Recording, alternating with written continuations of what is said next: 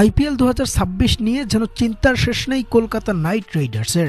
BCCI এর রাজনীতিতে পড়ে মুস্তাফিজকে ছেড়ে দেওয়ার পর এইসব চিন্তার শুরুটা যেন এখানেই করেছে কলকাতা। নতুন করে এবার বোলিং বিভাগে পুরোপুরি নিঃস্ব হয়ে পড়ল কেকেআর।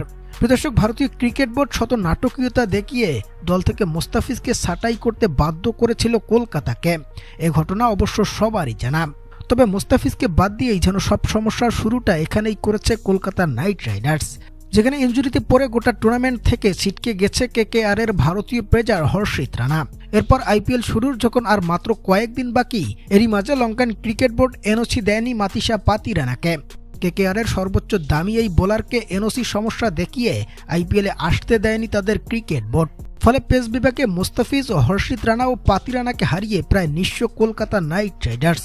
যদিও মুস্তাফিজের পরিবর্তে জিম্বাবুয়েন পেসার মোজরাবানিকে দলে নিয়ে কিছুটা চিন্তামুক্ত হয়েছিল কলকাতা, তবে এবার আরও বড় ধাক্কা খেয়েছে এই ফ্র্যাঞ্চাইজিতে, যেখানে সম্প্রতি জানা গেছে ভারতীয় পেসার আকাশদীপ কোমরের ইনজুরিতে পড়েছেন। আর এই ইনজুরি তাকে ছিটকে নিয়ে গেছে এবারের গোটা আইপিএল এর সিজন থেকে। সব মিলিয়ে বোলিং বিভাগের তারকাই 4 বোলারকে হারিয়ে দুমড়ে মুচড়ে যেন পড়েছে কলকাতা নাইট রাইডার্স।